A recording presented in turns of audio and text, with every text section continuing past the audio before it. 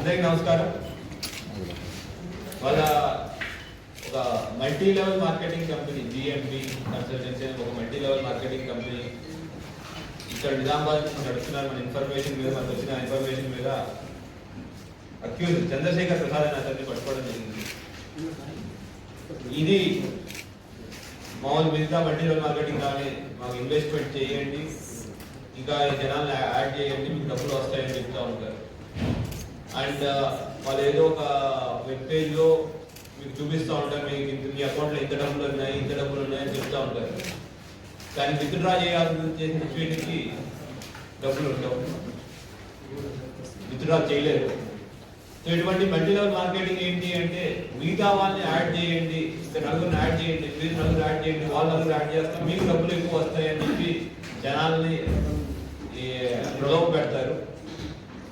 జనాలందరికీ విజ్ఞప్తి, ఇటువంటి మల్టీ లెవెల్ మార్కెటింగ్ అంటే ఒకరిని యాడ్ చేస్తే మీకు డబ్బులు ఎక్కువ వస్తాయి అంటూ చెప్పే స్కీమ్లు ఏవైతే ఉన్నాయో అన్ని తప్పుడు స్కీమ్లు. పెద్ద పెద్ద కంపెనీలు కూడా మన ఎంఎల్ఎం మల్టీ లెవెల్ మార్కెటింగ్ స్కీమ్లో కేసులు పెట్టి వాళ్ళ సీఈఓ కూడా జైలుకి వెళ్ళడం జరిగింది.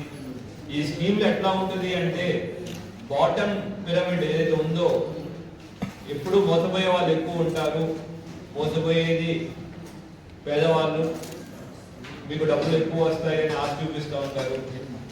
ఈ వాళ్ళు శేఖర్ దాంట్లో ఈ బిఎంబి కన్సల్టెన్సీ ఏదైతే ఉందో చెప్పడం ఇంగ్లాండ్ నుంచి నడుపుతున్నారని మనకున్న ప్రాథమిక సమాచారం. దాని గురించి కొంచెం డీప్గా వెళ్ళాలి.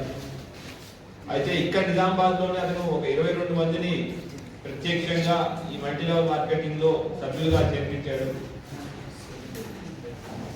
అది కాకుండా ఇండైరెక్ట్ గా పరోక్షంగా ఒక 750 మందిని దీంట్లో మెంబర్స్ అంటే వాళ్ళ ద్వారా ఇంకా మిగతా 750 మందిని జాయిన్ చేయడం జరిగింది. సో విత్ ఇన్ దిస్ మనకు తెలియకుండానే ఇక్కడ ఒక 777 మంది దాకా మనం దీంట్లో ఈ స్కీమ్ లో భాగస్వాములు అయ్యారు. సుమారు ₹1 కోటి పైనే వాళ్ళు దీంట్లో డబ్బులు పెట్టడం జరిగింది. బట్ ఆ డబ్బులు ఓన్లీ మీకు ఆ స్క్రీన్ లో కనపడతా ఉంటే విత్డ్రా చేసుకోలేరు. సో ఇంతమంది మనం మోసపోయారు. ఇంకా నిజామాబాద్ కాకుండా మిగతా చోట్ల కూడా దీంట్లో చాలా స్కీములకి మన మీడియా మిత్రుల ద్వారా ఒక విజ్ఞప్తి, ప్రజలందరికీ ఇటువంటి స్కీముల నుంచి దూరంగా ఉండాలి.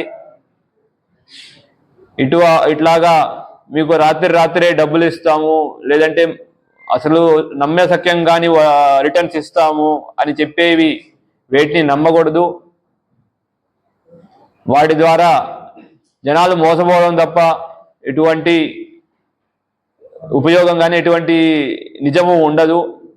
సో ప్రజలందరికీ మళ్ళీ విజ్ఞప్తి, ఇటువంటి స్కీమ్స్ దూరంగా ఉండండి. ఇటువంటి ఇన్ఫర్మేషన్ వస్తే ఇమీడియట్గా పోలీస్ వారికి ఇవ్వండి. దాని ద్వారా మీరు మిగతా ప్రజలు, అమాయకమైన ప్రజలు మోసపోకుండా కాపాడిన వాళ్ళు అవుతారు.